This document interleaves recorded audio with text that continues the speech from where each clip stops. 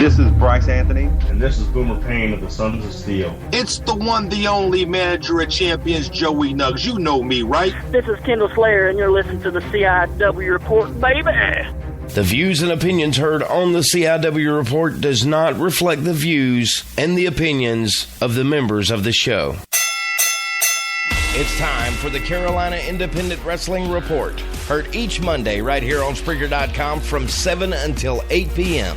with all the happenings that's going on inside the world of Carolina Independent Wrestling. And now, the Carolina Independent Wrestling Report. Thank you for joining us for this episode of the CIW Report, heard right here on Spreaker.com. Congratulations going out to HCW Wrestling in Forest City, North Carolina, for having a great show. Fans were pleased, a lot of action. It was a great time. As promised last week, a big announcement coming from CIW Report. Unfortunately, the CIW Report is going to have to come to an end, and that is just because we have a curiosity of wanting to know more about the wrestlers that are throughout the United States and the world. So coming up soon, there will be another show, and it will be called Inside the Indies. We are definitely looking forward to bringing everybody throughout the world stories about some of the great talent that's going on in the Indies today. Carolina Independent Wrestling Report will be right back, right after this. PWX Wrestling returns to Winston-Salem, North Carolina at Ziggy, February 22nd, 2015 with Cedric Alexander, Caleb Conner, Country Jack, Worst Case Scenario, John Schuyler, Anthony Henry, and for the first time in North Carolina, the Young Bucks. Tickets available at pwxpro.com. It's PWX Wrestling. Live the experience. Be listening later in the show for the PWX Word of the Week.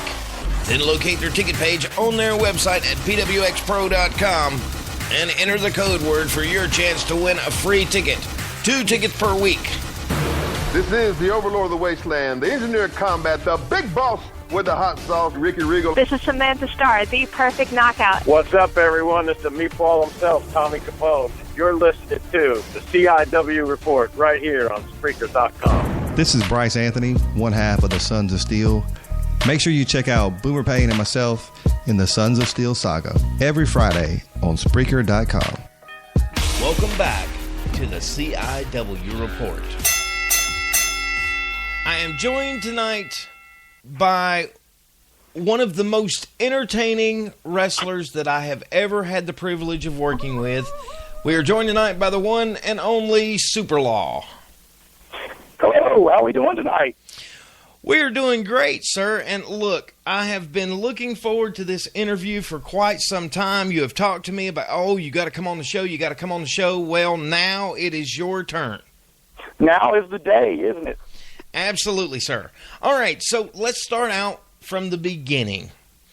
What is your first memory of professional wrestling?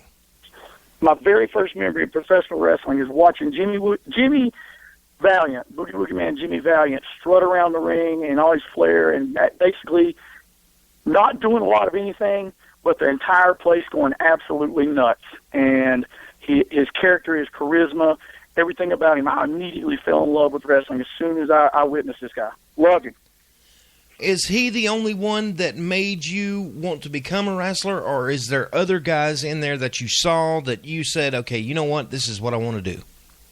Well, from a childhood memory, I have Robert McDaniels, obviously the Four Horsemen, Boogie, and the Mid-Atlantic Clique. That was prevalent during that time. That was my earliest memories of wrestling that really initially sparked my interest. And then came along the magic that is known as ECW, and from that point on, all the violence, the blood, the comedy, the laughter, everything. It was just everything that I'd been looking for. So basically, that's what got me into wanting to do this. Was it the whole atmosphere of ECW, or was it one of those things to where you saw Chris Jericho coming through, you saw Cactus Jack there? Was there somebody there that made you want to do it, or was it just the whole presentation? It was the show and everything. You'll hear me talk about that a lot. It was everything for the show, because you could sit and watch one of those shows and you could see Mikey Whipwreck come out, and you could laugh about it. You could see Public Enemy come out, and they were very entertaining and very brutal, you know. And then you could have all the hardcore. You had Steve Austin's interviews that were just brilliant at the time. You just had this whole complete package. So the answer would be is the complete package. And the show itself, I've never seen an entire, 2-3 hour show or a pay-per-view event that didn't just top everything that I, could ever want at the witness in wrestling. Let's jump back from ECW and go back into your younger years. What was your high school activities that you participated in? Oh, dude, I was a band geek, total band geek. Here's a little bit of Superlaw trivia for you. Voted most talented in my graduating class there. Total music geek, total art geek. I did wrestle for 3 years in high school and was horrible at it, but I did wrestle. And I think, that initial spark there also, obviously carried something over into me wanting to do what I do today. When and where did you go to training? Okay. I trained with Dale Stepp, sweet man Dale Stepp. He had a little bitty shack out behind a Mexican restaurant here in Hendersonville, North Carolina. And I was a policeman at the time for 12, 13 years. And I would always go by there and see him training inside. And one day I just decided to stop in. And being a cop, being an adrenaline junkie, if you will, I saw things that were going on in there. I was like, I've got to try this out. And that's where it started. It was a chance for me to be an adrenaline junkie, to have my needs fulfilled. So going back to that, what was the worst part of training for you? Training for me and the others that were taking classes out there at the time, it was brutal. I honestly believe it. It was one of the last people that actually got brutalized in training. Talking like 97, 98. Those days had passed, but Dale was with this big guy that traveled with Sweet Hands and a bunch of others. He wasn't a real big name or anything, but he did wrestle in the circuit and everything. His training philosophy was just brutalize the living crap out of everybody and make sure that you learn the basics. That's when he taught us the basics, how to perform properly. We would have nights where he would do nothing but drag out an old speaker and a microphone, and you just cut promos all night. And then you would have a night where he'd break out the baby oil and he'd just chop you till you bled and then send you home. So it was always, it was calisthenics, it was exercise, it was drills over and over and over and over. It was rough. So I don't think that people get trained like that much anymore. And this was like, I trained for 2 days a week for 6 months before I ever even was able to even be part of a show. And then the parts were, minimal. I set up rings, I set up chairs, did the whole 9 yards like everybody does. And I was a little bit older than everybody because I didn't get into it till I was like 25 years old. It was just like you read about, with people talking about, maybe probably not as brutal as Anderson's camp or, like Ole would be on guys, but not near as brutal as that. But it was still very, very brutal. With you talking about the brutality that you faced there in your training, you have been to some organizations that offer up training to the guys that are coming in now. What do you see is wrong with what's going on there? The consistency of having a place where you have the same trainer and it's the basics and it's the drills over and over and over. So I quote Colt Cabana a lot. It's repetition, even repetition in your acts and how you perform in the ring, repetition of your moves, and repetition of practicing those moves makes it become muscle memory. And it's just, a lot of guys that I see, they aren't being able to train on a consistent basis. You don't get the 2 or 3 times a week training in. It's maybe once or twice a month. I question the ability to retain knowledge and to retain the skills that are learned in a span like that. I think that it should be, very structured and have an outline to it, have a purpose, a goal. You have gone through training. You were getting ready for your first match. And yes. This is where you go out in front of the crowd. I'm sure that was very nerve-wracking. But who was your first opponent? My very first opponent was Haystack Calhoun Jr. Haystack Calhoun Jr. went about 400 pounds, 350, somewhere around there. He was a big dude. Wrestled barefooted, and he never washed his feet. I don't think he could reach his feet.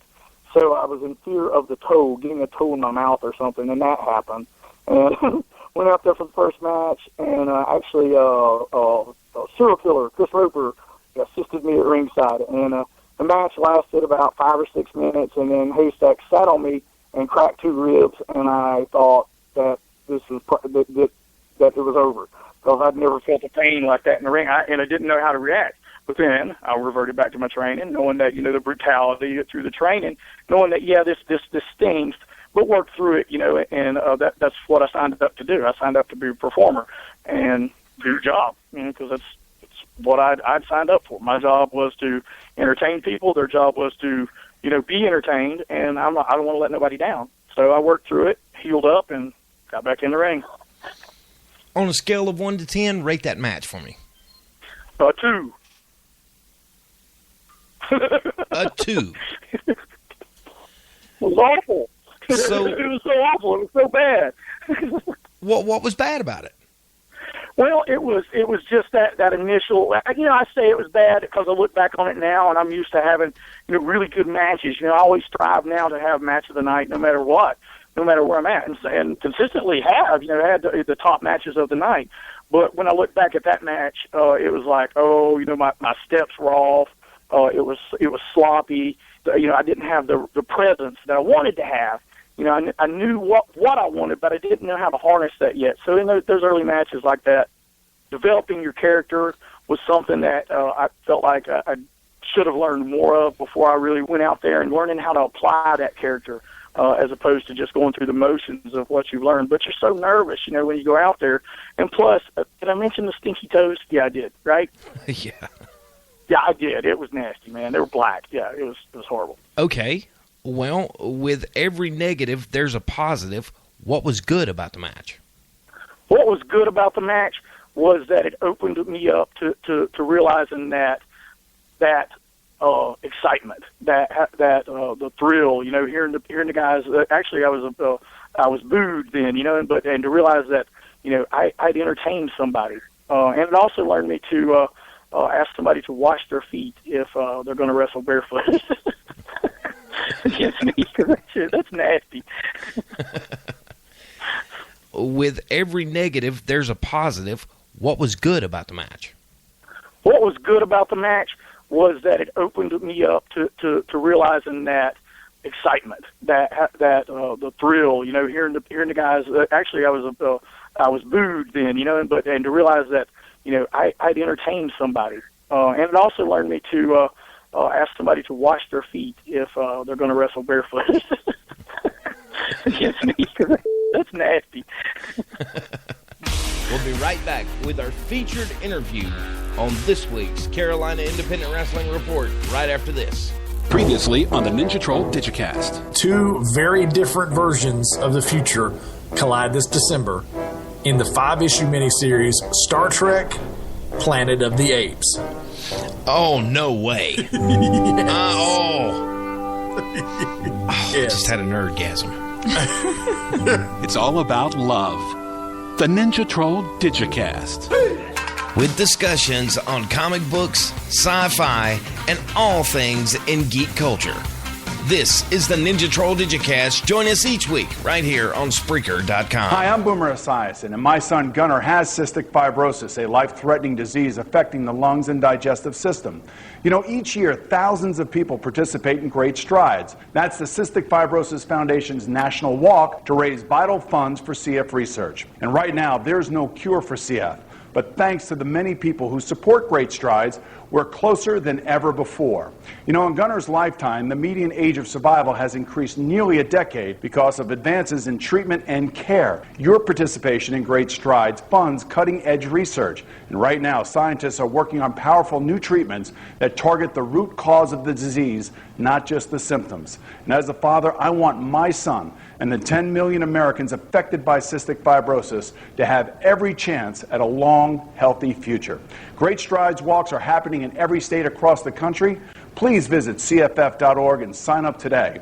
And together, we can go the distance and find a cure. Hi, this is Tim Dixon. Hey, everybody, this is the Thoroughbred Kid Holiday. This is referee Ron Mills, and you're listening to the CIW Report. Okay, so how long was you with that organization? Oh, Lord, I was with that organization, man, at least 4 or 5 years. It was not the big BTW that exists now, not the big-time wrestling that exists now, but that was the moniker that they'd went under at the time, BTW, and they also teamed up with a company out of Tennessee, so they were running joint promotions.